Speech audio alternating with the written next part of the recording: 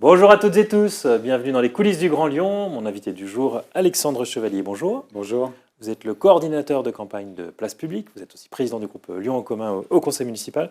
En Place Publique, c'est le parti de Raphaël Glucksmann qui va annoncer ce soir sa vision pour la France. C'est un premier pas vers la campagne présidentielle? Oui, tout à fait. Il l'a appelé l'acte 1. Donc, c'est une présentation d'un programme national avec vraiment des grands fondamentaux et qui va décliner d'ailleurs au niveau local d'ici une quinzaine de jours. Donc, c'est des annonces assez fortes qui vont être faites ce soir et j'espère qu'ils seront effectivement un tremplin pour les présidentielles. Mais quelle est la force réelle de Place Publique? Place publique, alors sur Lyon, si je prends l'exemple de Lyon, c'est plus de 400 adhérents. On a une explosion des adhésions depuis les européennes.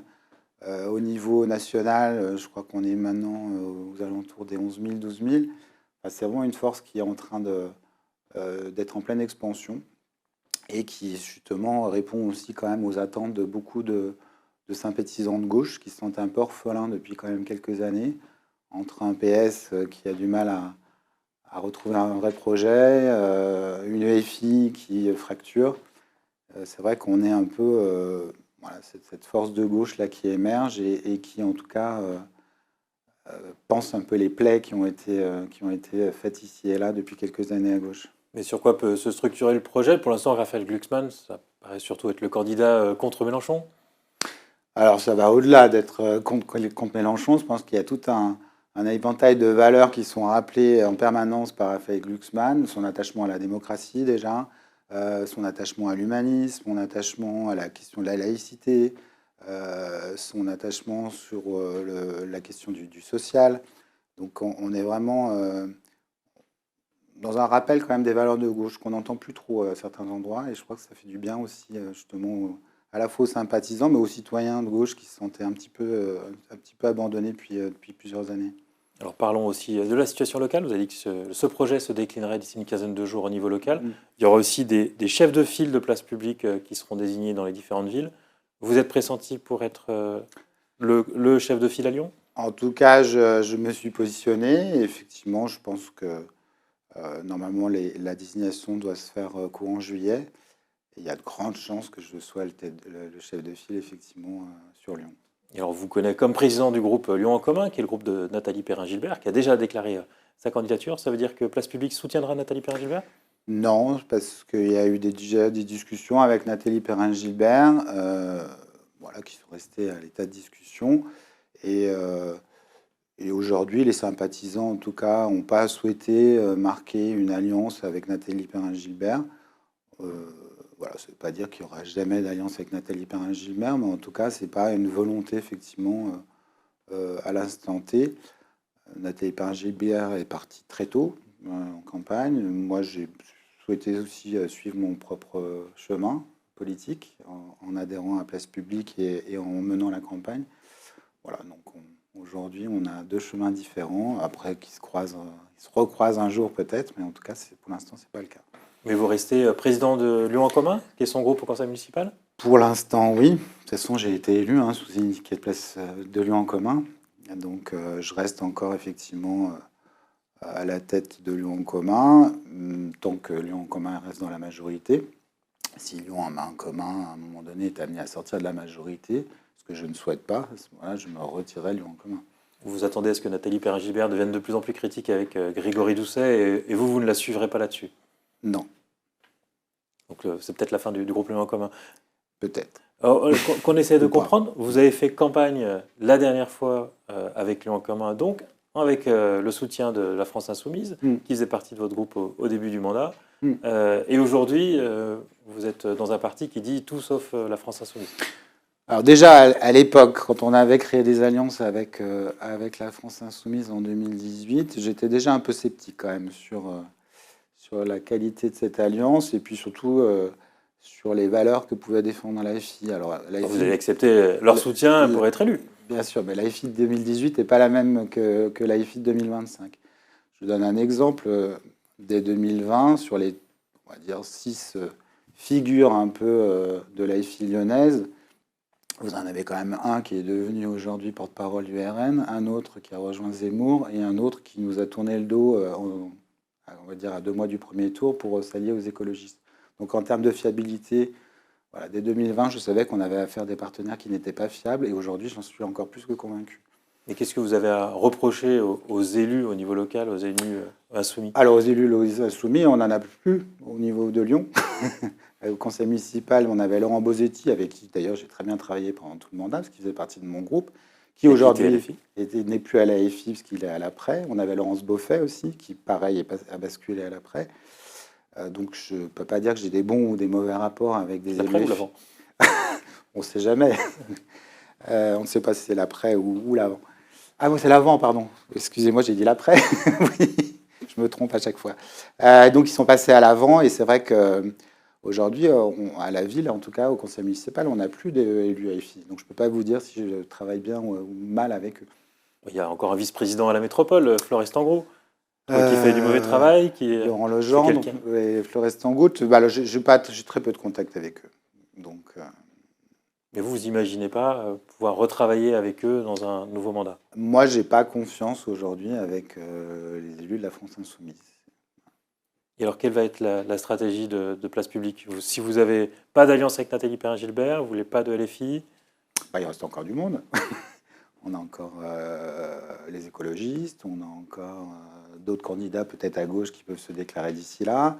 En tout cas, nous, on discute avec tout le monde.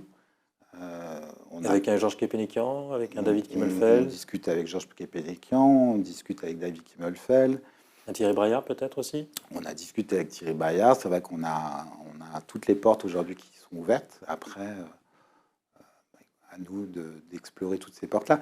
Ce qui va compter quand même pour nous, parce que c'est vrai que ça fait quand même 6 mois maintenant qu'on travaille sur notre projet, ça va être effectivement l'offre politique qui va être présentée par les uns et par les autres. Et aujourd'hui, on n'a quand même pas beaucoup parlé programme dans cette campagne. Elle a démarré très tôt, très vite, très fort, mais sans avoir effectivement pris le temps de discuter du programme. Donc nous, on travaille quand même depuis 6 mois à ce programme-là. On a des choses assez fortes aussi à défendre et à faire valoir. Donc on va confronter les projets des uns et des autres et puis on verra après qui est le plus convaincant. Mais vous pourriez soutenir finalement les écologistes, Grégory Doucet, Bruno On Bernard. pourrait soutenir les écologistes, comme on pourrait Vous aussi... êtes plutôt fier du bilan, vous n'avez pas de divergence majeure? non, effectivement, bah, moi j'ai le bilan, en plus j'en fais partie, enfin en tout cas je l'assume ce bilan, hein, parce que je l'ai aussi porté et je faisais partie de cette majorité, j'en fais toujours partie d'ailleurs. Donc il n'y a pas de raison que je le renie, hein, le bilan. Après, voilà, il y a des choses sur lesquelles j'ai déjà pu m'exprimer d'ailleurs ici, où j'étais pas forcément en accord complet avec la méthode, avec la façon dont les écologistes peuvent mener leur politique, mais globalement, oui. Donc ça annonce plutôt une union de la gauche au premier tour des prochaines municipales? On ne sait pas, parce qu'on a même pensé à l'opportunité éventuellement de créer notre liste aussi premier tour, en tant que chef de file, justement aussi d'une gauche lyonnaise. Donc cette porte est toujours pas fermée non plus. À ce stade, vous pourriez être candidat à la mairie de Lyon. Je pourrais être éventuellement candidat à la mairie de Lyon à ce stade. Mais et quels seraient vos Mais je objectifs? ne l'annonce pas parce que ce n'est pas mon intention première. Je fais que du Olas, là, vous voyez. Alors justement, face à un Jean-Michel Aulas qui rassemble la droite et le centre sans même être candidat, qui a aussi un profil qui semble en capacité de rassembler des électorats très différents, est-ce que c'est bien raisonnable pour la gauche de se diviser autant? Alors, de moins en moins différent son électorat, parce qu'aujourd'hui, quand même, il est adoubé par la droite. Il a été adoubé par notre ancien président Nicolas Sarkozy ce week-end. Donc voilà, j'ai l'impression que son espace se referme, même s'il ne dit rien sur l'espace que lui souhaiterait développer. J'ai envie de dire, d'autres le feront à sa place. Donc je pense que ça sera le candidat de droite à Lyon, et il sera en tout cas étiqueté comme tel. Moi, je ne vois pas aujourd'hui des politiques de gauche, en tout cas, ou des sympathisants de gauche le rejoindre dans son aventure. Vous n'êtes pas du tout séduit par Jean-Michel Aulas? Pas du tout. Je pense que le monde du foot est un monde complètement différent du monde des collectivités locales, et je pense qu'on ne peut pas appliquer effectivement la même méthode de management. Enfin, j'y crois pas du tout. Et puis, je ne vois pas pourquoi Jean-Michel Aulas, avec cette carrière-là, aujourd'hui, renoncerait par exemple à un titre de responsable du foot féminin au niveau mondial. qui apparemment peut-être l'attend en septembre ou en octobre. Donc vous ne croyez pas à sa candidature jusqu'au bout? Moi, j'y crois pas, non. Qu'est-ce que vous allez porter dans la campagne? Vous avez dit que vous avez des choses fortes à porter, mais en termes de thématiques, quelle différence vous allez porter par rapport notamment au bilan de Grégory Doucet et Bruno Bernard? Je pense qu'il nous différencie le plus, c'est d'abord de parler de social, avant de parler d'écologie. Alors évidemment, l'écologie est à la base même aussi du projet Place Publique, mais c'est vrai que le projet social arrive en premier. Et en tout cas, pour nous, il n'y a pas de justice sociale. Enfin, la justice sociale, on ne peut pas la décorréler de l'écologie et inversement.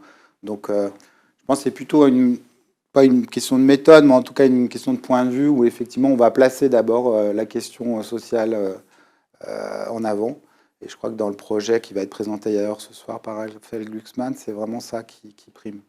Et sur la question de l'attractivité, il y a la question de l'attractivité où là, effectivement, on n'a pas peur de ce mot qui a été un peu mis de côté à un moment donné. Alors évidemment, une attractivité raisonnée, une attractivité qui va aussi beaucoup se baser sur une économie verte. Mais en tout cas, on a besoin, je pense, d'avoir des territoires forts aujourd'hui, notamment des métropoles qui soient fortes, qui restent attractives. Donc voilà, c'est aussi un peu peut-être ce qui va nous différencier sur le point de vue économique. Je crois qu'on a une ligne quand même qui est beaucoup plus assumée que peuvent l'avoir par exemple les écologistes. Et juste un mot pour finir, on a compris que vous souhaitiez quand même un certain rééquilibrage au sein de la majorité écologiste, pas forcément être en alternative, mais au moins un rééquilibrage.